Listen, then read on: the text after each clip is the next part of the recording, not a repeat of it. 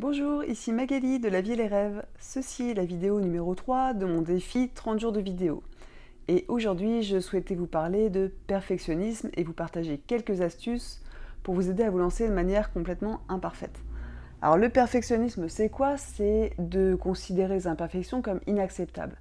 Le problème quand on a des attentes énormes, c'est qu'il y a de grandes chances qu'on ne cesse de remettre à plus tard ce qu'on doit faire, ou pire, qu'on ne passe jamais à l'action. Or, fait vaut mieux que parfait.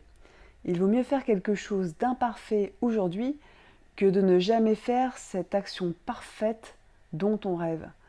Alors, comment faire pour se lancer de manière imparfaite?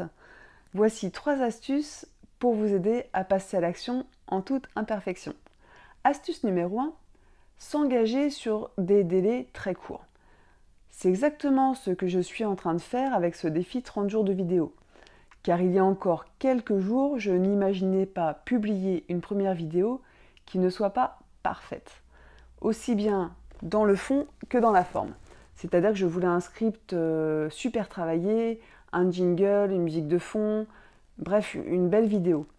Et d'ailleurs, mes attentes étaient tellement élevées que je n'arrivais pas à m'y mettre parce que j'étais démoralisée à l'avance par l'ampleur de la tâche.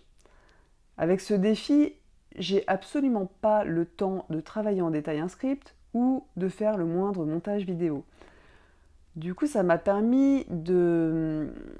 obligé, on va dire, à revoir mes attentes à la baisse pour ne garder que l'essentiel. L'essentiel étant pour moi de partager un contenu qui puisse aider les gens. Et du coup, j'ai dû lâcher prise sur le niveau de qualité que j'imaginais au départ. Alors, ça peut paraître très frustrant, mais dans les faits, j'ai produit en 3 jours plus de vidéos que toute l'année passée.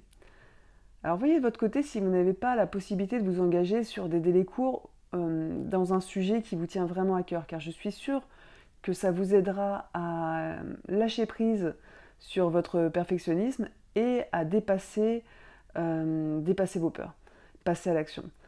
Deuxième astuce, c'est d'être positif sur vos futurs livrables, c'est-à-dire de ne pas voir tout ce qui va être négatif, mais d'essayer de voir ce qui va être positif.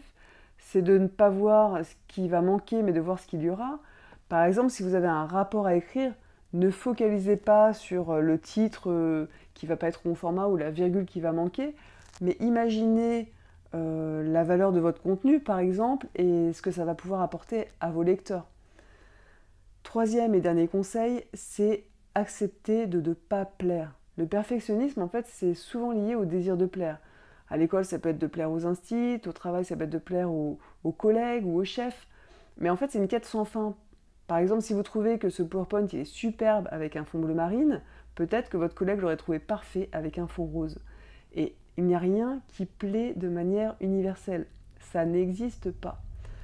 Mon dernier conseil, c'est donc d'apprendre à s'aimer, se détacher du regard des autres, avoir confiance et en fait oser s'affirmer. Car c'est ainsi que vous n'aurez plus peur de passer à l'action de manière imparfaite.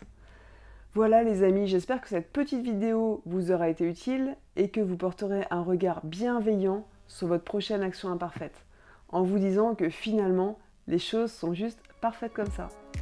Et puis comme d'habitude, vous pouvez télécharger gratuitement mon e-book 4 étapes pour réaliser ses rêves en cliquant sur le lien ci-dessus. À bientôt!